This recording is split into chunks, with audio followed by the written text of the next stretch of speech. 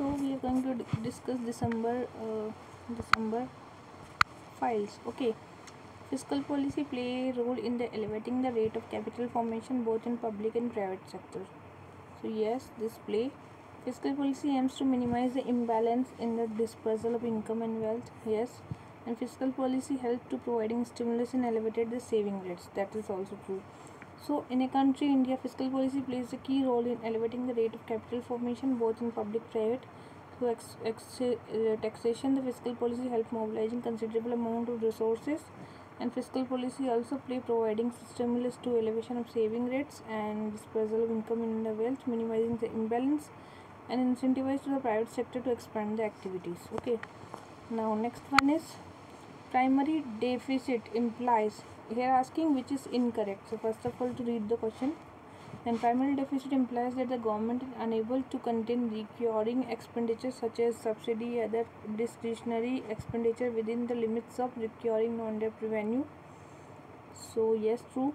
An increasing primary deficit will lead to higher revenue deficits and sustainable debt. That's also true. So D will be the answer. So primary deficit is implication government is unable to contain recurring expenditure such as subsidy and other discretionary expenditure within the limits of recurring and non-debt revenue. An increasing primary deficit is the surest route to higher revenue deficit and unsustainable debt serving in future. Next one is credit deposit ratio of a bank is an indicator of how much a bank lent out of its deposit or how much of its core fund are used for the lending. Okay, so okay, and RBI stipulates that all the scheduled commercial bank must maintain the credit deposit ratio above 70%. So RBI not stipulated the minimum or maximum level of ratio in the scheduled commercial bank to credit deposits. Okay, this is not true. And the declining credit deposit ratio primarily indicate the inability to bank mobilize bank deposits.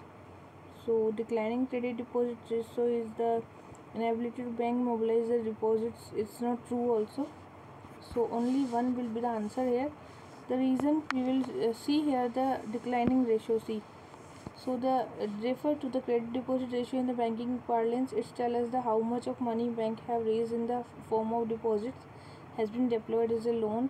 So if is a deposit ratio single bank of world banking system stands 75%, it means that 3/4 of the deposit will be bank or with the system have been given out as a loan. A low ratio suggests relatively poor credit growth compared with deposit growth. A high ratio would be in strong demand for credit in the environment of relatively slower deposits growth. So its ratio had slipped to historical low of under 70% when demonetization kept banker busy exchanging banknotes and few loans. Next one is as a percentage. Next one is as a percentage of GDP, combined capital expenditure of state is higher than that of center. So it's true, capital expenditure of center is higher than the center, and increasing government borrowing is credit positive for the private sector as it stabilizes interest. So it's not true. Okay, it's saying the center has constantly nudging state government to spend more on capital expenditure, which has the high multiplier effect, ability to crowd in private investment, increase employment opportunity, and spur overall economic growth. But increase in government borrowing is credit negative for the private sector. Increase in government borrowing from bank decrease the private sector credit, and capital expenditure of several states witnesses strong growth. Okay, now next one is consider the following statement regarding infrastructure investment trust. So what is the InvITs? First, InvITs pool investment vehicle which enable direct investment of capital from investor in primarily operation infrastructure project. Foreign portfolio investor can also invest in the InvITs debt security, and the pension fund regulatory and development authority allow private sector to invest in unit issued by InvITs. Okay, so all of three are right. So InvITs pool is investment vehicle which enable direct investment of capital from investor in instruction. And in earlier, the Insurance Regulatory Development Authority of India allowed domestic insurance invest in debt security, Reserve Bank of India amended the foreign exchange regulation, allowing the foreign portfolio to invest debt security.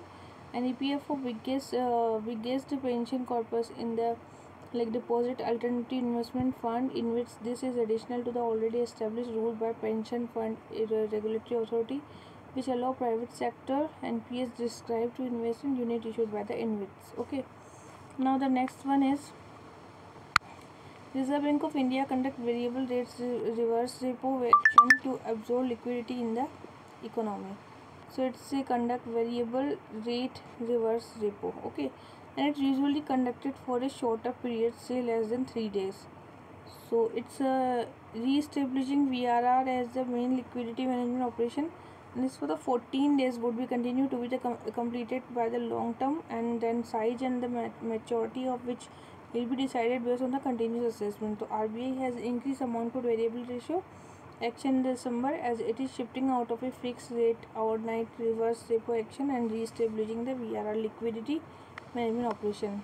Next is GST is designed to principle of destination-based consumption taxation with seamless provision for input tax credit. GST Council is the key decision-making body chaired by the Union Finance Minister, with a Minister of State in charge of finance and the Finance Minister of State. GST applicable to all goods and services except specific petroleum products. So all is wrong and 2 is right. Okay. So GST is the architecture or is built on the firm foundation GST Council and GST network. So the first is the key decision making body chaired by the Union Finance Minister, with a Minister of State in charge of finance and Finance Minister of the state at the member. GST network generates high frequency data and subject them to analyze for informed policy making, designed on the principle of destination based consumption taxation with seamless provision for input tax credit.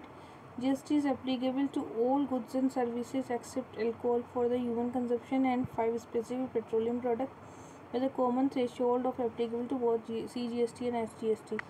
Now next one is GST levied by the center, SGST by states, UGST by union territory, and IGST by interstate supply including imports. So the GST is the by the state, UGST, union territory, IGST levied by interstate supply including imports, and GST applicable to all goods and services except alcohol for the human consumption and 5 specific petroleum products, with a common threshold exemption application to both CGST and SGST. Next is RBI announced its monetary policy, including key policy rates quarterly. Quarterly it's not right. Also it's a monetary policy bi-monthly. Okay. The RBI follow the accommodative monetary policy to revive the sustained growth in the economy. So it's true. And RBI has kept policy rates unchanged in the last 2 years. That's not true. So it's a row and decided to continue with accommodative stance as low as necessary to revive the sustained growth on the durable basis and continue to mitigate the impact of COVID-19 on the economy, and while ensuring that inflation remains within the targets of going forward.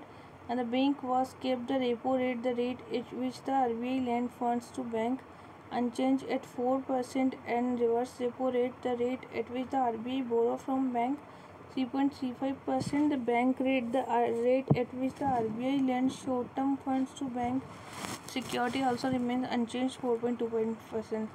Consider the following statement regarding India gold imports.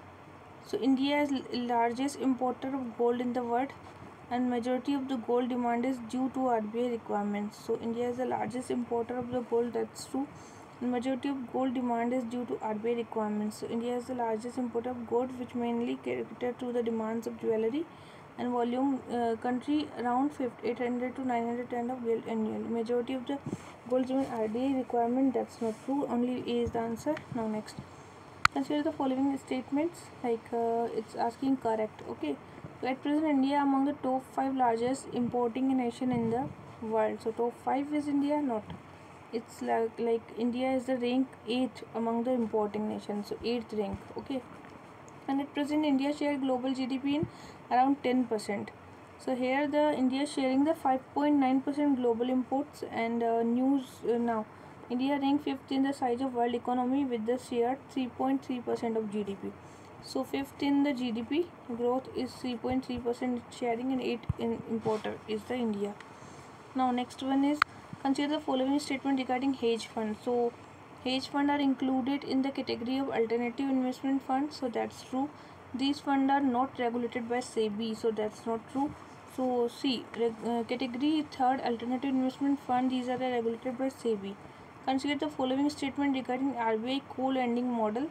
So it is a revised version. Of RBI co-orbiting loan scheme. Under the RBI co-lending model, banks are permitted to co-lend with all registered NBFC based on the prior agreement.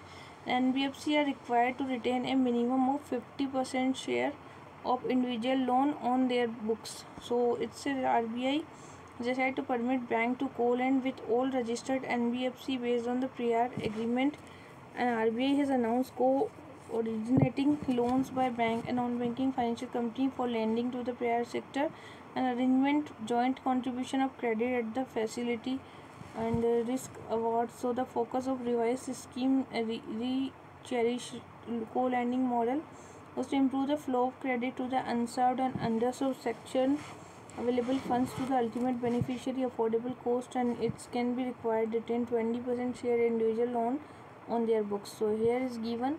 So NBFC require minimum 50% share individual loan to their books. So it is required 20%. How much? 20% funds. Now next one, consider the following regarding credit debt card tokenization. Tokenization is a process customer would need to manually key in their card detail each time they complete an online purchase.